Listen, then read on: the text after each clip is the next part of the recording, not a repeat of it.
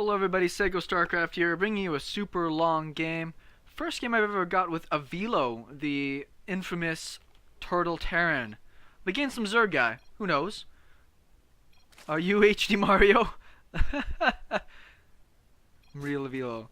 We might play similar mech. HD Mario does play some pretty solid mech style. I like mech though, it's fun for me to watch, it's fun for me to play. Some people don't really enjoy it as much, just because it generally requires there to be longer games. So we see the Zerg player already saying he can't win against mech styles. But he, I believe when I was looking at this replay, was like top, like he was number 2 or something like that for Zerg in Masters, and the Velos in Grandmasters. Watching a little bit more of his stream lately, kind of a fun character to watch, so it's something that I've gotten a little bit more accustomed to. And we'll see, it looks like it's going to be a Reaper opening here from a Velo, which most Terrans do. Watching his stream is kind of interesting. He's getting a little bit too preachy, I would say, but as somebody who, really wants to do good at it and is suffering when it comes to how races are currently balanced, and somebody who plays a lot of ladder, he's got a bit of a better understanding of, what's going on. So I will take his word for it on several things. SCV is going to with an expansion. The Overlord will scout that, as well as the timing of the Reaper coming out. 6 Lings on the way. I've seen a lot more Zerg players liking to get out the extra amount of Lings earlier on, just to make sure nothing silly happens. But as we can see, we only have the 1 Reaper coming out from a Velo. It's actually got quite a few hits on that Reaper, but it should get away, no problem. Queen's about to pop, Zerg player will be fine. Generally, you'll see Zerg players take 2 of those guys, Zerglings, and run them across the map to try to at least get a slowdown on this. Really fast 2 factory here. I'm kind of thinking this might be a blue flame. They get one with the reactor, one with the tech lab, get that blue flame going, move across at 10, 12 Hellions, and then just, kick the hell out of everything. But if our Zerg player here knows it's going to be mech, sometimes early game roaches is a great way to keep your Terran buddy stuck at home. Command center about to finish up. Reaper still seeing what's going on. Tried to get the creep tumor, but there's just too much pressure there, so he will have to try and get out of here. Speed will be done in just a moment. This Reaper may end up dying, but he's going to try to make a run for it. It should be alright. Just droning up on this side. We do have a fast tech lab on one of these. Reactor already finished on the other. So very straightforward. There are Overlords in position to go for a run. This one will not be able to scoot in. This one, however, may make the slow trek across. Blue flame? Doesn't have the gas for it at the moment. There's the gas. We'll wait for the minerals to pop up and see if that is blue flame. Third base finished up here. Oh no, it's tanks. I was sure this was going to be the super awesome and effective blue flame push. Still might get blue flame here soon, but a tank is going to be a little bit more certain of him surviving anything crappy happening. And a really fast armory on this side. A really good way for a Zerg player to deal with this mech style is go for an earlier Mutalisk play that allows you to just kind of really rush out things that are going to be able to keep the Terran at home. And when you have out enough Mutas, it's very difficult to push out, even with a couple of Thors, because you can magic box that and all of a sudden you're unhappy. Third commands are on the way. Starport. Command centers, kind of in a funky spot. Zerg player obviously sees this. I'm surprised he didn't just move the barracks over to maybe get that high ground vision, but he is using it to build more add-ons. I know that Avil loves mixing in his blue flame drops with Hellbats as part of this composition. It can sometimes be quite effective. 2 Marines here. We'll get the Overlord, but the Overlord will see everything that's going on, confirm the mech, but I'm sure he knew it was mech before then. The only times you'll see a Velo go right into some sort of bio play, as if he's forced into that in some way. Generally, if he's got a choice, it's going to be mech. Bit of a supply block going on for the Zerg player with that scout. Sometimes it's nice as a Zerg player to make sure that you make an Overlord or 2 if you're about to suicide an Overlord for a scout. Blue flame about halfway done. And we can see that the Terran player has been extremely content to just sit at home. He's only made, a couple of Hellions until now. He's not pushed out with them or anything. So he's got himself in a bit of a a really good macro position. He's getting out more of his production facilities. He's got his command centers done. And now he's going to have the Blue Flame Hellbats going for the double Blue Flame Hellbat drop. Did not get this Overlord here though, so it might scout that this is coming. The double Blue Flame Hellbat drop, really great at taking up a really saturated base like this. We can see that the Zerg player is really droned up fast. And as a Zerg player, if you know your opponent is going mech and not pressuring out on the map, get your drones taken care of. Look how well saturated this guy is. Spire is on the way, but he focused more on getting out tons and tons of economy rather than upgrades and more tech. It's a risk. Sometimes if it was, let's say, a 2-base, Blue Flame Hellion all in, probably would have just beat him straight out there. Or at least been very difficult to hold on. In this case, his upgrades are really delayed, but he's got a supercharged economy. Couple Hellions still kind of moving around. Blue Flame Hellion, Hellbat drop. Going to be timed pretty good with this other one here. This base will scout this drop coming in. Hellions, we're going to try to scooch in here and get a few kills. Now we're going to have the double drops. Now having the Spore Crawlers here will actually kind of shut down a little bit of the play.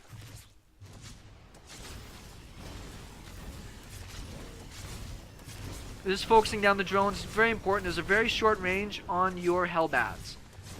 So you have to be very good. Oh, Roach is getting a little tangled up there. Might maybe get the Queen. Nope, not quite. And the last drop is just kind of hiding over to one side. So let's see what damage he got in. 13 kills. It's something, it's not super ridiculous.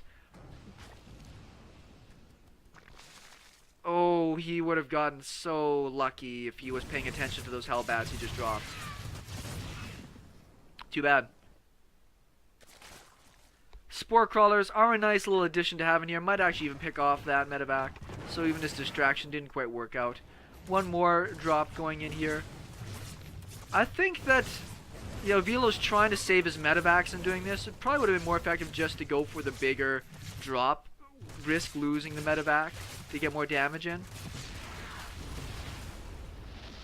Mutalisks are out now, so the drop play is going to be somewhat limited.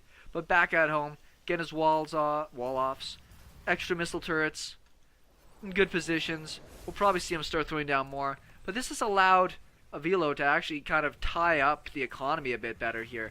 He's actually in a pretty good spot. Needs a little bit more saturation maybe on this base. You just dive in there, but get a little beat up in that exchange. Managed to get one of the missile turrets, but not too much else. We do have the range upgrade going on here. We'll likely see a Swarm Host transition, just because that's the standard way to deal with mech. Going for a mass roach play can work. It's just you've got to really pay attention to whether or not you can catch somebody unsieged. There's enough missile turrets here they'll probably discourage. Ooh, he actually does sneak out a Hellbat drop. Enough missile turrets might discourage the Mutalisks. Muta's a little bit too expensive to just throw away on missile turrets. Ooh, was there a mine over here? There it is. And kill.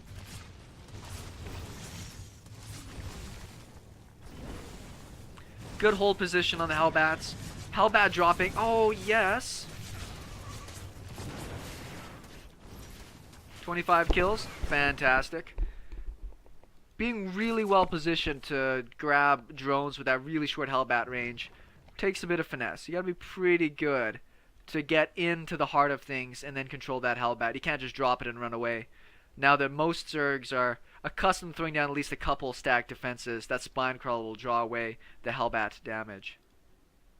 Barracks probably get picked off by these mutas. Don't have much else to do right now. More command centers happening. The Velo has kept the supply count pretty even right now. Lots of command centers. Actually, lots and lots of command centers. +2 attack finishing up. There's our Enduring Locusts as 1-1 finishes up for the Zerg. And Hive. Velo did a pretty good job there. I thought the Zerg player with that mass drone up at the beginning was going to be able to do a bit better of a job of being able to keep the Terran player a little bit, consumed. These medevacs should probably just head home now. The mutas are definitely going to be swinging down to try to grab them up. 11 Swarm Hosts being made along with 2-2. It is kind of interesting that this is the base the Zerg really wants to take. That's probably because he'd like to mine it out if he has an opportunity. Hellion run-bys. So common right now if you're playing against mech. Get down the static defense. Something to slow down these Hellions. I mean, the spine crawlers do such good damage. And if you're just not quite paying attention as a Zerg player, you can lose so many workers to a well-placed Hellion run-by.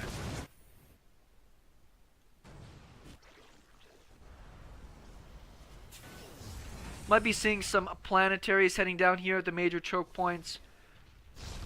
This, ooh, it's dangerous. We'll just get out of there in time. And the drone's still alive to go keep making more. Very interesting kind of style there. It's more about denying bases than I think it is about necessarily taking them. Hellions look like they may have been spotted. 2-2. No, did he cancel +2? Nope, it's in there. Never mind. Actually did get the transform there for the Hellbats. Ooh, good little beta looks like. He managed to be able to pull most of the mutas into these Vikings and clean them up pretty good. Vikings have +2 attack on them. Fourth base going down. Planetaries. Missile turrets. Second Spire is happening. 16 more Swarm Hosts. It's going to be one of those kind of games. Fasten your seatbelts. There's probably like another half hour left in this.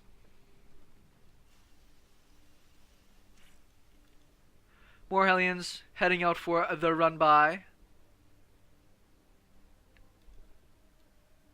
Locusts are on the prowl. 2-2 is finished. This tank probably going to get toasted. Might just get out of there with his life if these Locusts... Nope. Too much damage. So the Hellions are running past. Well, some of them took a better route than others. I'm a big fan of the mass Swarmo style. I like it to be able to control multiple different angles. The creep spread from Akari here is really, really good. Not a lot of creep tumors. I like having queens always running around at the front. But this has managed to get him all the vision he needs to on the map, as well as being able to take a lot better control of moving his locusts around with speed. Both players are just about maxed out here. Terran's still making Hellions, planetaries, extra command centers, just getting as situated as possible. Whoa, looks like he might have done a bit of a Hellbat drop there. Why don't you want to take a quick little look at that?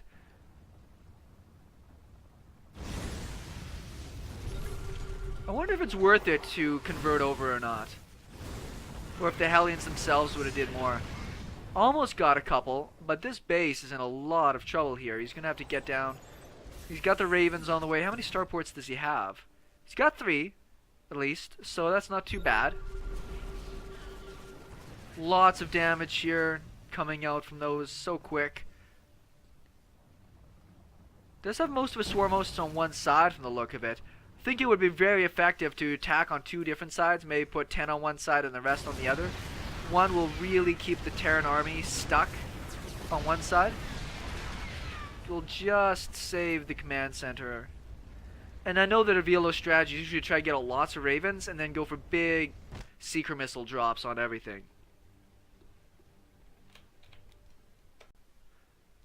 So we do have Roaches trying to control one side of the map. I like it as well. They're very fast on creep, do really good against any type of Hellion run-bys for the most part. There are some spines spread out everywhere, so we should be alright. 67 workers. We see him really transitioning into making static defenses as he moves along. I do like seeing spores at the front. Something to discourage the Ravens and Hellions from just controlling the air too good. For me, I'm pretty good at being able to do the static defenses. Where a lot of the difficulty is, though, however. Smart move. Stutter stepping forward with his Locusts. Trying to get as much damage as possible. I was about to say where I kind of struggle is replenishing workers while making static D. You see the Zerg with this much money, you can take an entire mineral lines of drones, run down spines and spores up one side, remake them, take more bases, and just use that to be able to mine more of the map out so that the Terran can't get there later. These late games usually turn into the Terran eventually clawing into one of these central maps and then using that to eventually starve the Zerg player out. These games sometimes end with crazy plays. A lot of the times they end with who can just outlast the other player. Tank drop. Killed a gas of all things. That's kind of funny. That's really strange. Maybe he's using that to be able to snipe down buildings a bit faster. He is trying to focus down the hatch here. Might actually get pretty close to it. There's no more air units here to really guard against this. More Hellions ready to move. Avilo's not been able to deal with the creep at all this game. What I would like to see the Zerg player do is actually run the Locusts by into the tank line. That's what I really like doing if I got big swarm host numbers with Locusts, is that the point defense drones will, you know, keep the Locusts at bay, but the tank splash will do tons more damage to things if you run it past. 3-3 is on the way for the Zerg player. Terran right now, +2 armor, +3 attack, I believe is finished. Yes, it is. Starting to clean out a little bit of creep tumors now, but he is focused on getting a lot of planetaries down, so he doesn't really have as many orbitals just yet.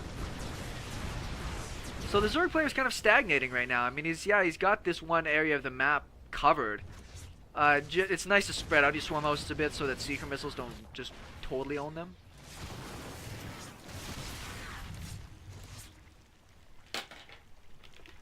Kitty Cat decided it'd be funny to play with my recording equipment, so hopefully that wasn't too loud for people.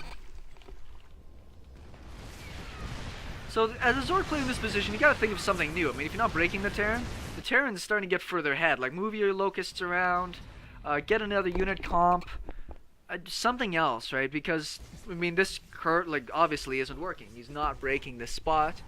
Even with 3-3 finish, I don't think it's gonna make a big difference. More Ravens, more Raven upgrades.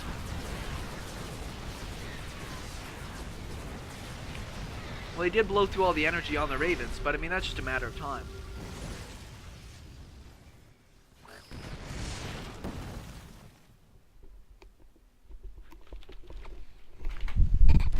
Actually, what might be nice is to get some Roach Burrow if he didn't have that. Maybe sneak underneath some of these units. Tanks are in good position. Like, I like where Avilo is at right now. I mean, he's starting to build up his bank. He's getting a stronger unit comp. Greater Spire is just on the way now. +3 attacks, so we might be able to go for a mass Muta switch, which sometimes we see Zerg players do to some great effect. Good tank and Thor position over here.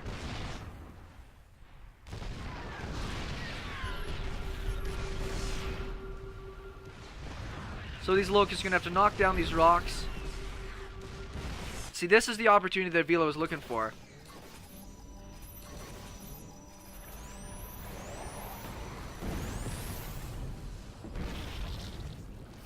At least he has some queens here for some transfusions. Didn't actually lose too many during that one play. A big roach pile might have actually been able to break through here, but our Zerg player is kind of maxed out right now. He's now finally transitioning his Locust. Oh no, is he? I thought he was just about to suicide all of his units. He's gonna have to pick up and remove, I think, now. Yeah. This could be a pretty effective attack. Should be just attacking anything he can right now, though. Yeah, there he goes. Might as well just do damage. Every damage piece that you can get in is good. It's all good. This is where those Spore Crawlers come in big handy. She cost a couple secret missiles there. That was pretty good. Such a huge bank, right? Just get out more stat defenses everywhere. Help slow things down just a little bit. This base has got tons and tons of resources at it still. At least the Zerg is taking the gas on this. Gas, so important to do both sides of this. We can see that the Terran player got a pretty good bank, but all these units are very gas intensive. Yes, moving into Hellions and Hellbats does support things later on.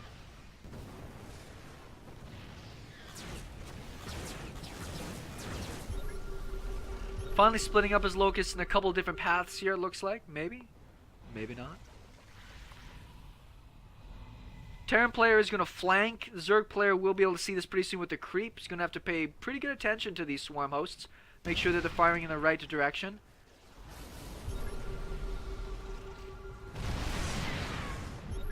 Point defense drones are going to go down here. This is a great position to use with the tank line because as the Locusts come around the bend, they really bunch up. The tanks get in really great damage.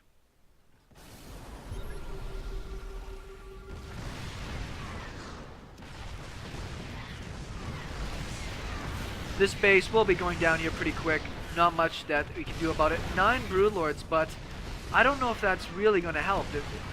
There's just so much Viking and air control. As a meching player against like a really big... Ooh, maybe. They'll get in a lot of damage on this base, and we'll pull the Terran player slightly out of position.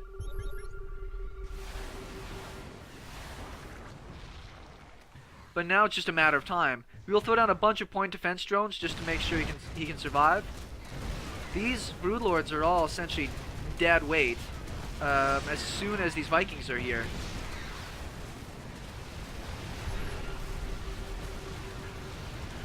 So it's a big investment. I mean, yeah, he's got 10,000, 9,000. Pretty big investment. Almost gets down that last building, though.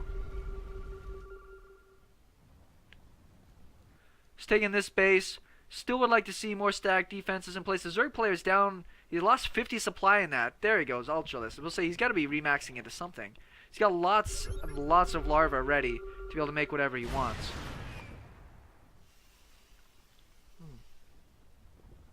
See, this is kind of nice. Even though they're a little bit exposed, these missile turrets will slow down Locusts trying to get through.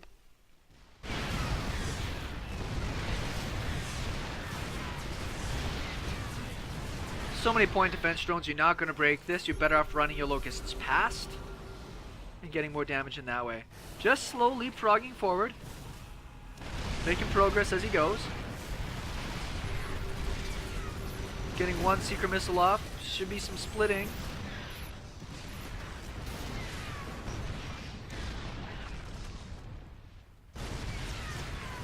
Bunch of tanks got a little ambitious down on this side, and they get gobbled up pretty fast. I don't know if that's enough Ultralists to get this planetary down. They might. It just depends on the positioning. This air army won't be able to do enough to it. Very good clutch barracks going down here, actually. That's really smart.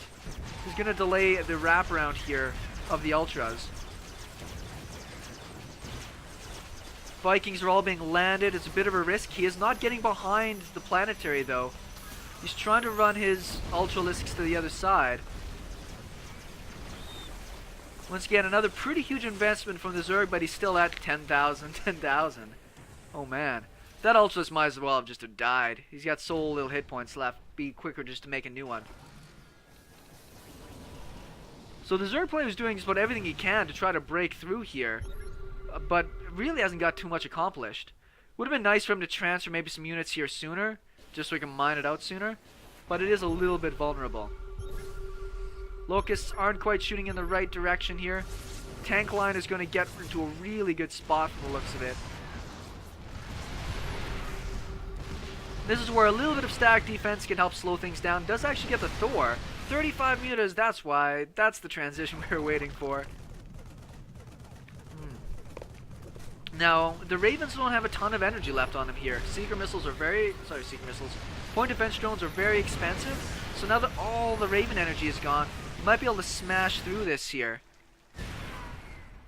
Vikings, yes, are well upgraded, but all of our mutas, I believe, are +3 attack. No, they're 3-3.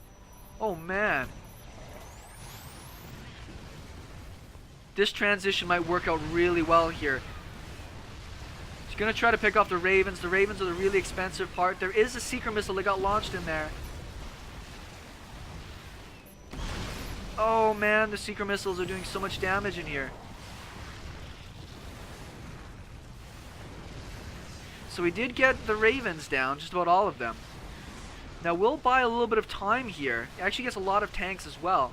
Both players trading some huge blows. 13 Ultralisks on the way. This game's pretty crazy. Lost quite a few swarm hosts in that. He's going to have to try to recover those rallies and those numbers.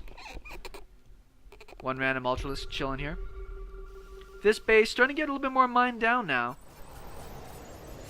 Dropping all of his mules here. This one still got a couple of patches worth something on it. We'll have to, yes, move forward and get some better attacks. Good little snipe with some ultras, picking off what they can. This would be a nice little pickup. Oh man. Running headfirst into some 3-3 mech does not last very long. Bunch of ravens still over here. Oh, that is going to clean up quite a few swarm hosts.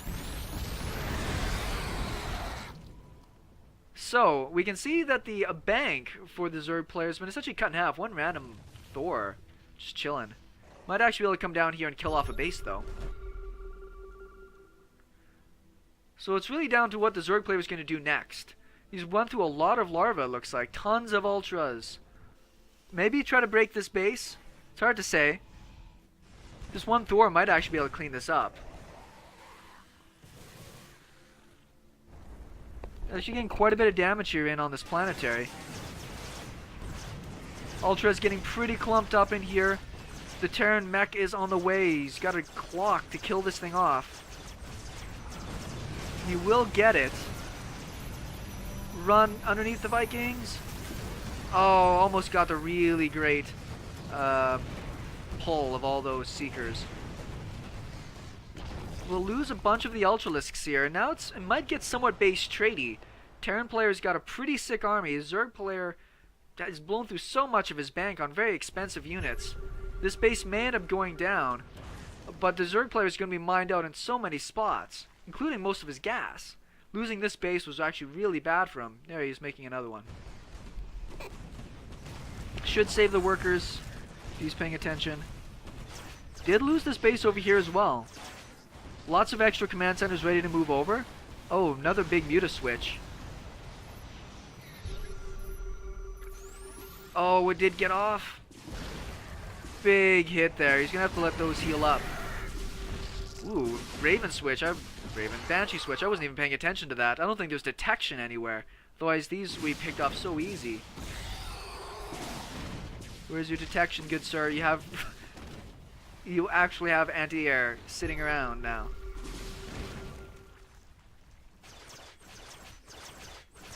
Looks like some of this Terran mech's a little bit bunched up at home. Should run away with these. Still no detection here for the Zerg player. There they come. And they have speed as well, so that's going to help out a bit. So that's going to be a battle of cost effectiveness. The Zerg player is in a tough spot. The Terran still has some bank and a base ready to come down and get muled. And really tough to beat air army. Banshees, Ravens, Vikings, Thors on the ground. Big pile of drones getting made, but now the Terran player's got a big advantage. Zerg players spent a lot of money to break bases, and that's what the Terran really wants.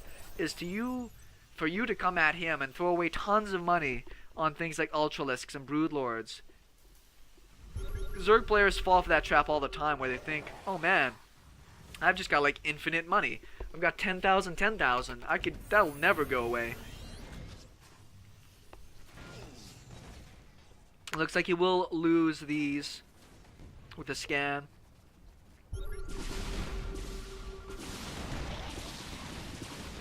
Which is unfortunate. Those are his free units. I mean, there's still that huge fleet of mutas. This actually be better to attack with a bunch of lings than it would be anything else. Too many missile turrets in play. I wouldn't think you'd want to tangle with this too much.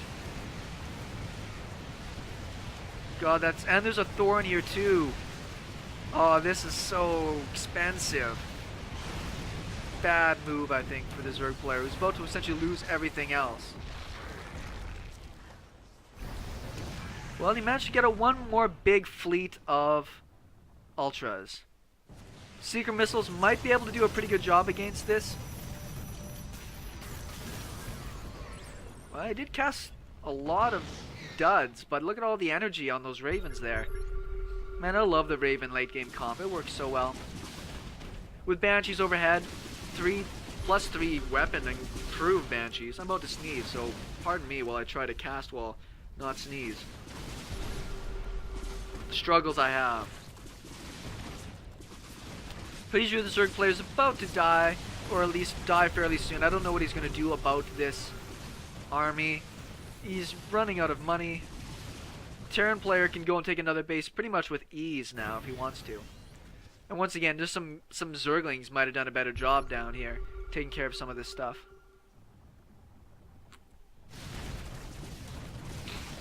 Drones are going to go down, unfortunately. This is one of the small highlights here. It's not until these Ultras die that I think the Zerg player is really going to leave here.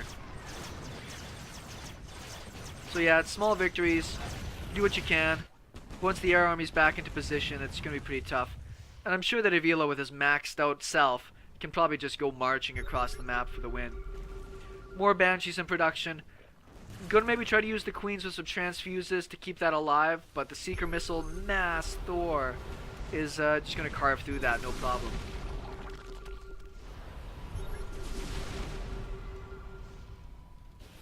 There are quite a few Queens in here, but there's just so much DPS in the Thors that I don't think that's gonna really happen. There we go, just a handful of Lings. Enough to just be a bit of a bugger. Some random units just patrolling around here from the looks of it. And it looks like this is going to be the final fight.